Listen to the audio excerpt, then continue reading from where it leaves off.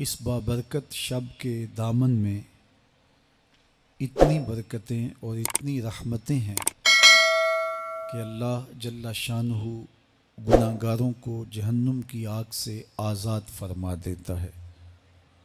ام المومنین سیدہ طیبہ طاہرہ سیدہ عائشہ صدیقہ رضی اللہ تعالی عنہا فرماتی ہیں، ایک دن میں دیکھا کہ حضور میرے حجرہ میں نہیں ہیں، تو میں حضور کو تلاش کرنے نکلی۔ جنت البقیع میں آسمان کی طرف سر اٹھائے حضور اللہ سے التجائیں کر رہے تھے۔ مجھے دیکھا تو ارشاد فرمایا، عائشہ کیا تم نے یہ سمجھا کہ اللہ کا رسول تم سے زیادتی کرے گا؟ فرماتی ہیں میں نے عرض کی یا رسول اللہ صلی اللہ علیہ وسلم، میں یہ سمجھا شاید آپ کسی زوجائے محترمہ کے حجرہ میں تشریف لے گئے ہیں۔ فرمایا آج لیلۃ النصف من شعبان، شعبان کی 15ویں رات ہے، درمیانی شب ہے۔ اس رات کو اللہ تعالی جل شانہ آسمان دنیا پہ نزول اجلال فرماتا ہے اور قبیلہ بنو کلب کی بکریوں کے بالوں سے زیادہ لوگوں کو جہنم کی آگ سے آزاد کر دیتا ہے۔ قبیلہ بنو کلب عرب کا بہت بڑا قبیلہ تھا جو بھیڑ بکریاں پالتے تھے اور لاکھوں کی تعداد میں ان کی بکریوں اور بھیڑوں کے ریوڑ تھے۔ تو اس قبیلے کی بکریوں کے بالوں سے بھی زیادہ گناہ گاروں کو جہنم کی آگ سے آزاد کر دیا جاتا ہے۔ تو یہ وہ بابرکت شب رحمت ہے، شب نور ہے، جس کے دامن میں اتنی برکتیں ہیں کہ کوئی محروم نہیں رہتا۔ صرف وہ بد نصیب لوگ جو شرک میں مبتلا ہیں، جو سخت کینہ پرور ہیں، جو قطع رحمی کرتے ہیں، قاتل ہیں، عادی شرابی یا بدکار ہیں، انہیں اس مبارک رات میں محروم رکھا جاتا ہے، ورنہ اللہ کی رحمتوں کا عموم اس بابرکت راتوں میں اس قدر ہوتا ہے کہ کوئی گناہ گار جو اس کے حضور ہاتھ دعا کے لیے اٹھاتا ہے اور اپنا دامن پھیلا کے اس کی رحمتیں مانگتا ہے، اسے محروم نہیں رکھا جاتا، بلکہ اللہ سب گناہ گاروں کو جہنم کی آگ سے آزاد کر دیتا ہے۔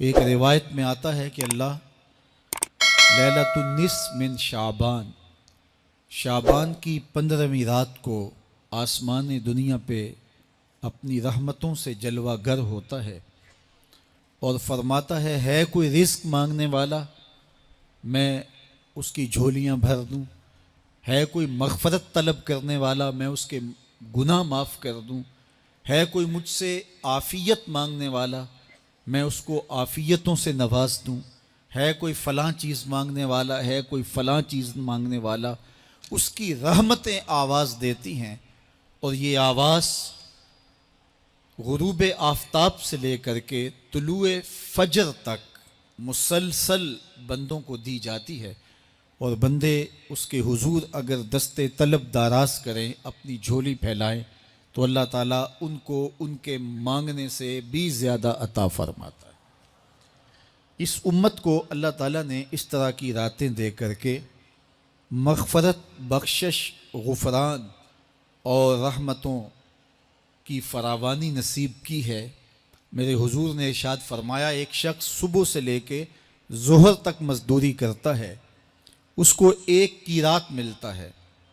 ایک ظہر سے لے کر عصر تک مزدوری کرتا ہے، اس کا وقت تھوڑا ہے لیکن اس کو بھی ایک قیراط ملتا ہے۔ اور تیسرا شخص عصر سے لے کر مغرب تک مزدوری کرتا ہے، اس کو 2 قیراط ملتے ہیں، جبکہ اس کا وقت دونوں سے کم ہے۔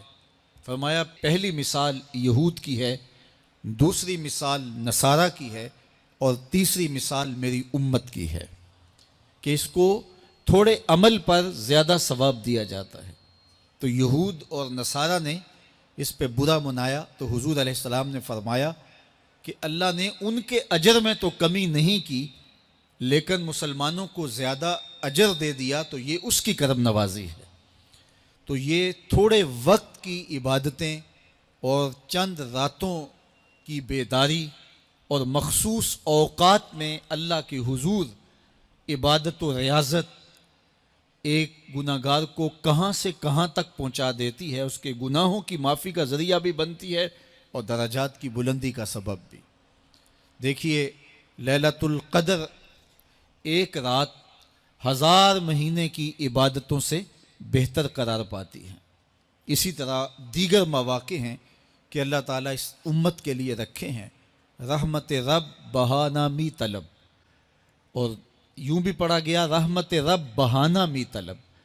اس کی رحمتیں قیمت نہیں مانگتی اور اس کی رحمتیں بہانہ تلاش کرتی ہیں، تو وہ اپنے بندوں کو بخشنے پہ آمادہ ہے اگر وہ اپنا دامن طلب پھیلائیں۔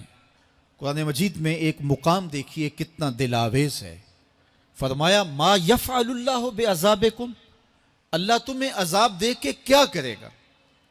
اس کی یہ چاہت نہیں ہے کہ تمہیں عذاب میں مبتلا کرے، اس کی چاہت یہ ہے کہ تم اس کی چوکھٹ پہ آؤ، جھولی پھیلاؤ، اس سے خیرات اور رحمت مانگو، اور وہ تمہارے ماضی کے سارے گناہ معاف کر کے، ساری غلطیاں معاف کر کے تمہیں اپنی رحمتوں سے مالا مال فرما دے۔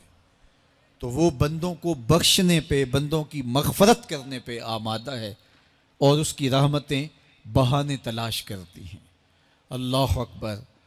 اور دوسری جانب اس کے بندے، اس کے مملوک، اس کی مخلوق، اور مخلوق کی گناہ گار اور نیکوکار اس کی رحمتوں کے طالب ہوتے ہیں، بلکہ وہ گناہ کرنے کے بعد جب معافی مانگتے ہیں تو اللہ کو یہ معافی بہت پسند ہے۔ معافی مانگنا، اس کے حضور اپنے دامن کو پھیلانا، وہ اس کو بہت زیادہ محبوب ہے۔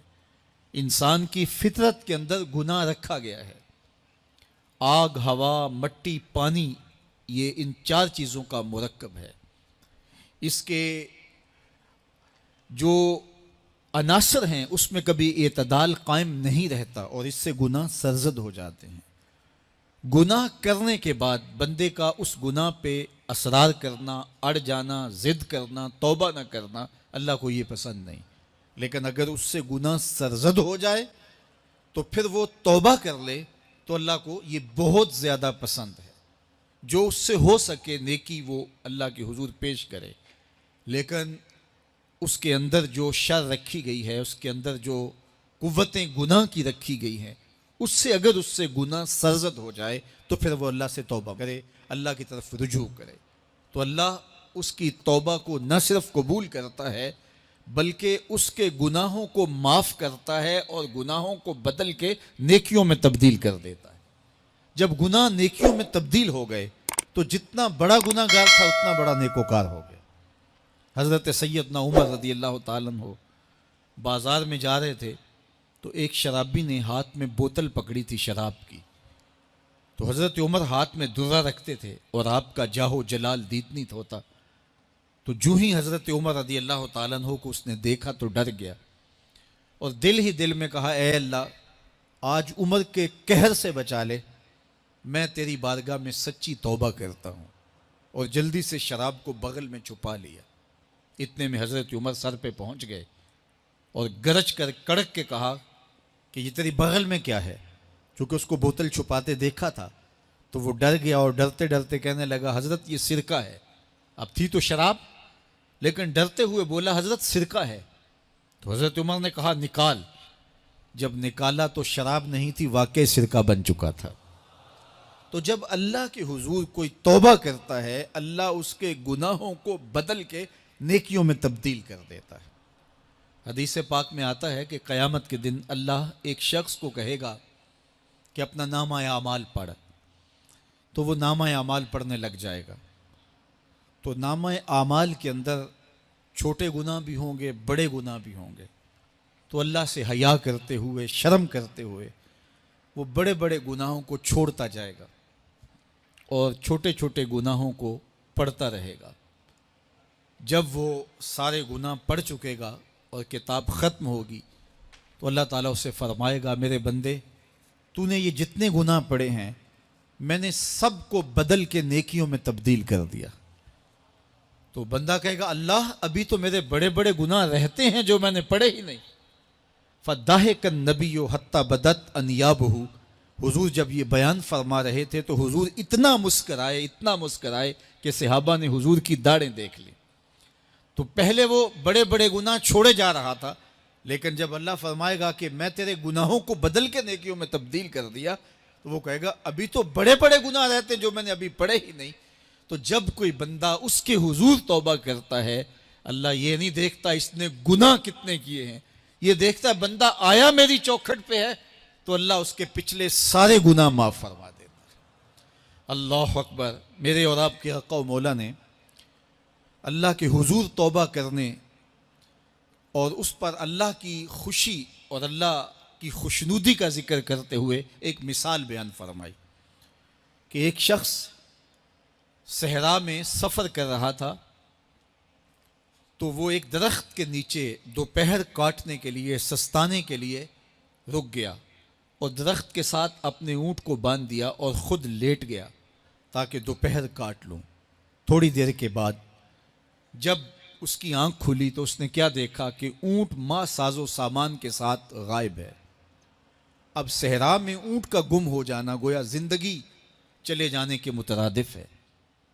تو اس نے دائیں بائیں بھاگ دوڑ کے دیکھا کہ کہیں اونٹ کا نشان مل جائے، لیکن اونٹ کا نشان نہیں ملا. تا حد نظر کوئی انسانی آبادی نہیں. وہ بھاگا اور تھک ہار کے دوبارہ اسی درخت کے نیچے بیٹھ گیا اور پیاس سے ہلکان ہوا جا رہا تھا اور درخت کے ساتھ ٹیک لگا کے لیٹ گیا اور موت کا انتظار کرنے لگا. جن لوگوں نے صحرا کا سفر کیا ہے ان کو اس بات کا اندازہ ہوگا کہ کئی 100 میل تک انسانی آبادی ہی نہیں. اب نہ کچھ کھانے کے لیے بچا نہ کچھ پینے کے لیے بچا. اونٹ بھی غائب ہو گیا، توشا بھی ساتھ ہی چلا گیا. تو اب ظاہر ہے سیدھی موت ہی نظر آ رہی ہے. تو وہ اس درخت کے ساتھ ٹیک لگا کے بیٹھ جاتا ہے اور موت کا منتظر ہوتا ہے. تھوڑی دیر کے بعد پھر اس کی دوبارہ آنکھ لگ جاتی ہے. جب دوبارہ آنکھ لگتی ہے تو تھوڑی دیر بعد پھر آنکھ کھلتی ہے. جب دوبارہ آنکھ کھلتی ہے تو دیکھتا ہے کہ اونٹ جو گما تھا ماں ساز و سامان کے اس کے پاس کھڑا ہے. تو صحرا میں اس حالت میں اونٹ کا مل جانا زندگی مل جانے کے مترادف ہے. تو وہ اتنا خوش ہوا کہ خوشی کی انتہا نہ رہی، بلکہ مسرتوں کے ہجوم میں درک گیا اور کہنے کیا لگا اللہم انت عبدی وانا ربک. اے اللہ تو میرا بندہ اور میں تیرا رب. کہنا تو یہ تھا کہ تو میرا رب اور میں تیرا بندہ، لیکن مسرتوں کا ہجوم ہی اتنا تھا، خوشیوں کا ہجوم ہی اتنا تھا کہ زبان پہ قابو نہ رہا. کسی کے آنے سے ایسے ہوش اڑے ساکی کے، شراب سیخ پہ ڈالی اور بوتل میں کباب. کہنا یہ تھا اللہم انت ربی وانا عبدک، لیکن اس قدر خوش ہوا جب بھی تیری قربت کے امکان نظر آئے ہم اتنے خوش ہوئے کہ پریشان نظر آئے. تو کہنا یہ تھا کہ اے اللہ تو میرا رب اور میں تیرا بندہ، لیکن خوشیوں کے ہجوم میں وہ کہتا ہے اللہم انت عبدی وانا ربک. اے اللہ تو میرا بندہ اور میں تیرا رب. حضور یہ بات بیان کرنے کے بعد صحابہ سے پوچھتے ہیں کہ ذرا بتاؤ اس بندے کو کتنی خوشی ہوئی کہ خوشی میں زبان بھی قابو نہ رہی اور اپنے آپ پہ کنٹرول نہ رہا، اور خوشیوں کے ہجوم میں اسے یہ بھی پتہ نہیں چل رہا کہ وہ کیا بول رہا ہے. تو صحابہ نے عرض کی حضور بہت زیادہ اسے خوشی ہوئی.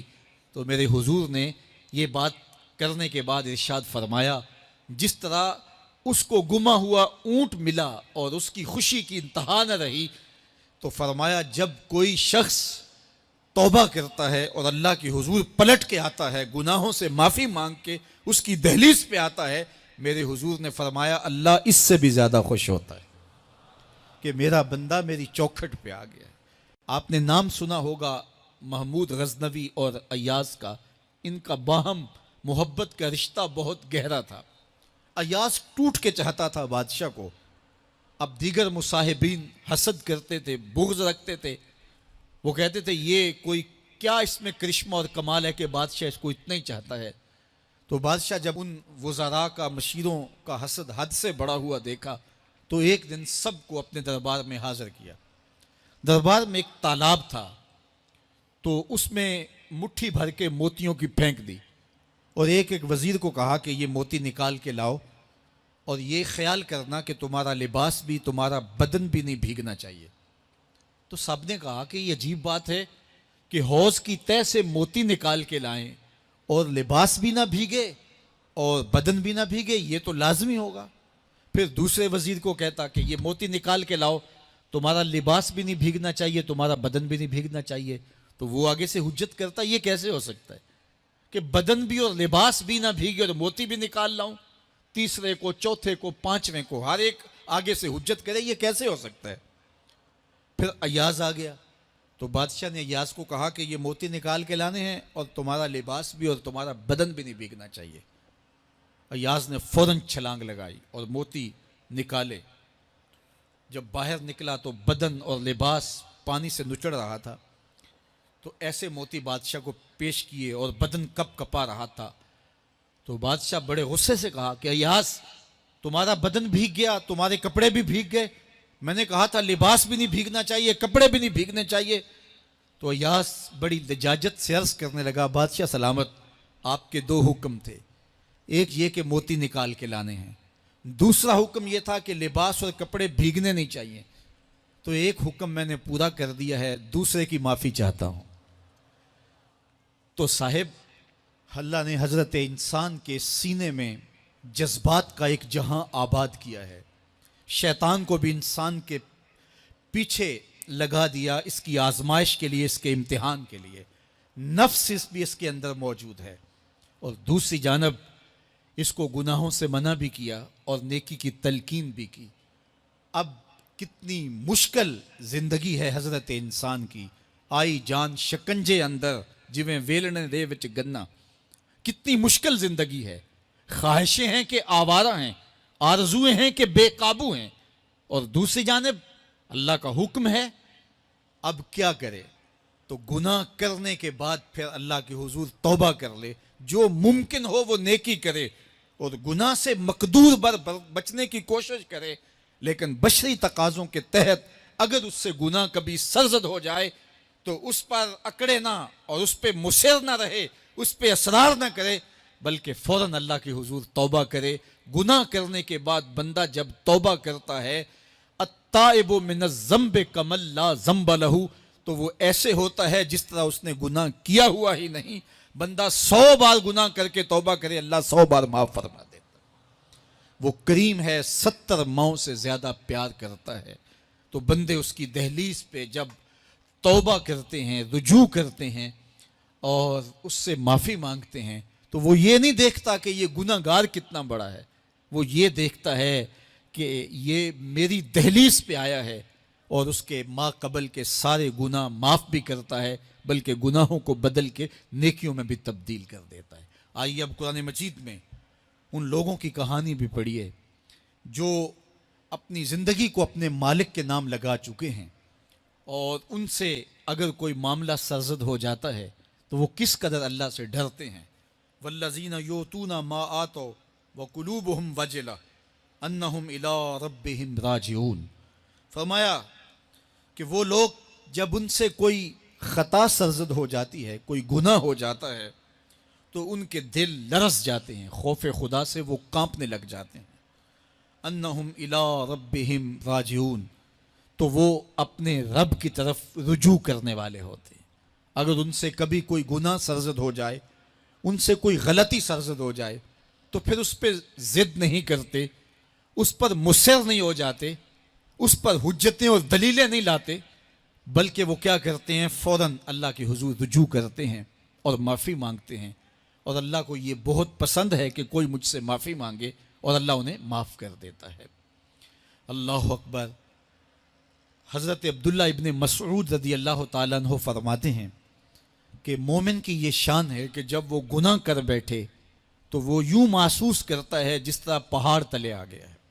یہ اس کی کیفیت ہے کہ گناہ کرنے کے بعد، نافرمانی کرنے کے بعد اس کا دل لرز اٹھتا ہے۔ وَقُلُوبُهُمْ وَجِلَةٌ، ان کے دل خوف خدا سے لرزنے لگ جاتے ہیں کہ ہم سے یہ گناہ کیوں سرزد ہو گیا، یہ تو اللہ کی ناراضگی کا سبب ہے۔ تو حضرت عبداللہ ابن مسعود فرماتے ہیں یوں محسوس کرتے ہیں جس طرح پہاڑ تلے آ گیا ہے اور پہاڑ ابھی گر جائے گا اور انہیں کچل دے گا، تو وہ جلدی جلدی تلافی کرتے ہیں، توبہ کرتے ہیں، رجوع اللہ کرتے ہیں تاکہ ہمارا گناہ معاف ہو جائے۔ اور منافق کی مثال بھی بیان کی گئی، جب وہ گناہ کرتا ہے تو یوں محسوس کرتا ہے جیسے بدن پہ مکھی بیٹھی تھی، ہلکے اشارے سے اڑا دی۔ سویر سے لے کر شام تک کتنی بار ہم اپنے بدن پہ بیٹھی مکھیاں اڑا دیتے ہیں اور ہمیں شام کو یاد بھی نہیں ہوتا کہ یہ عمل ہم نے کتنی بار کیا ہے۔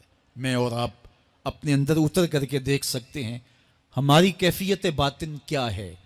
نمازیں چھوڑی، جھوٹ بولا، غیبت کی، چغلی کی، کسی کا دل دکھایا، کسی کو تکلیف دی، گالی گلوچ کیا، سب و شتم کیا، سویر سے شام تک کیا کیا گناہ کیے، کبھی خیال بھٹکے، کبھی سوچیں آوارہ ہوئیں، کبھی نگاہوں نے بدکاریاں کی، کبھی زبان نے جرم کیے، اور شام کو ہمیں یاد بھی نہیں ہوتا کہ آج ہم نے کیا کیا جرائم کیے، آج ہم نے کیا کیا گناہ کیے۔ اگر ہماری یہ کیفیت ہے تو یہ عملی نفاق ہے کہ بدن پہ مکھی بیٹھی اور اڑا دی۔ اور اگر ہماری کیفیت یہ ہے کہ گناہ کے بعد یہ محسوس ہوتا ہے کہ ہم پہاڑ تلے آ گئے ہیں اور اللہ کی ناراضگی ہم نے مول لے لیے اور جلدی جلدی توبہ کر کے رجوع کرنے کی جانب بڑھتے ہیں، تو پھر مبارک ہو، نہیں تو مجھے اور آپ کو اپنا محاسبہ کرنا چاہیے۔ ہمارے دلوں پر زنگ چڑھ گئے ہیں اور ہماری کیفیت یہ ہو گئی ہے کہ گناہ کرنے کے بعد بھی ہم ڈٹے رہتے ہیں، جبکہ زندگی اصحاب رسول کی دیکھیے ان سے بھی کبھی کوئی خطا سرزد ہو جاتی تو وہ فوراً اس گناہ کی تلافی کے لیے حضور کی بارگاہ میں حاضر ہو جاتے۔ حضرت ابو لبابہ رضی اللہ تعالیٰ عنہ نے اپنے آپ کو مسجد نبوی کے ستون کے ساتھ بندھوا دیا اور کہا کہ جب تک میری معافی نہیں ہوگی تب تک اپنے آپ کو کھلواؤں گا نہیں۔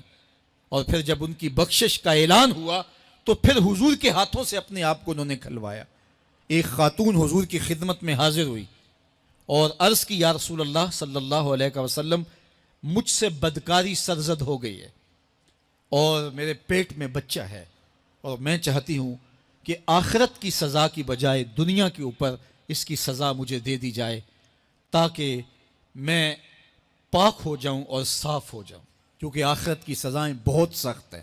اللہ کے محبوب علیہ السلام نے جبریل امین سے ایک دن پوچھا تھا مجھے جہنم کے عذابوں کا ذکر سناؤ، تو عرض کی یا رسول اللہ صلی اللہ علیہ وسلم، سب سے ہلکا عذاب، اخف العذاب، ہلکا ترین عذاب یہ ہے کہ جہنمی کے پاؤں میں آگ کے جوتے رکھے جائیں گے، باقی اس کے پورے بدن پہ آگ نہیں ہوگی، صرف آگ کے جوتے اس کو پہنائے جائیں گے، لیکن اس کی حدت، گرمی اور شدت اتنی ہوگی، یغلی منہما دماغہ، اس کی شدت سے اس کا دماغ پگھل کر ناک اور کانوں کے ذریعے سے باہر آنا شروع ہو جائے گا۔ یہ سب سے ہلکے عذاب کی کیفیت ہے، اور جو عذاب سخت ہیں الیاذ باللہ، اللہ تعالیٰ قرآن مجید میں فرماتا ہے ثم لا يموت فیہا ولا یحیا، اس بڑے عذاب کا ذکر کیا جو جہنمیوں کو دیا جائے گا، فرمایا اس عذاب کی کیفیت یہ ہوگی بندہ نہ جیے گا نہ مرے گا۔ جیے گا اس لیے نہیں کہ آگے اور پیچھے، دائیں اور بائیں آگ ہی آگ ہوگی، تو اس آگ میں جینا کو جینا تو نہیں ہوگا، اور مرے گا اس لیے نہیں کہ موت کو موت آ چکی ہوگی۔ جنت میں جنتیوں کو ایک ہی ڈر اور خدشہ ہوگا کہیں موت نہ آ جائے، اور جہنمیوں کو ایک ہی امید ہوگی کہیں موت آ جائے اور جان چھوٹ جائے۔ اللہ تعالیٰ مینڈے کی شکل میں موت کو لائے گا اور موت کو ذبح کیا جائے گا۔ جنتی جنت سے اور جہنمی جہنم سے دیکھ رہے ہوں گے، جب موت کو ذبح کر دیا جائے گا اب موت نہیں ہے، تو جنتی اتنے خوش ہو جائیں گے کہ اگر موت کو موت نہ آئی ہوتی تو یہ خوشی سے مر جاتے، اور جہنمی اتنے مایوس، دکھی اور پریشان ہوں گے کہ اگر موت کو موت نہ آئی ہوتی تو یہ صدمے سے مر جاتے۔ تو وہ کتنا سخت عذاب ہوگا الیاذ باللہ، کہ ہلکے ترین عذاب کی کیفیت یہ ہے کہ پاؤں میں آگ کا جوتا اور دماغ پگھل کے ناک اور کانوں کے راستے سے باہر آ جائے۔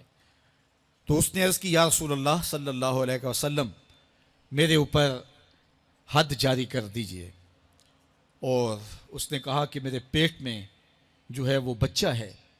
اللہ کے محبوب علیہ السلام نے فرمایا جاؤ جب بچہ پیدا ہو تو پھر آنا. وہ چلی گئی.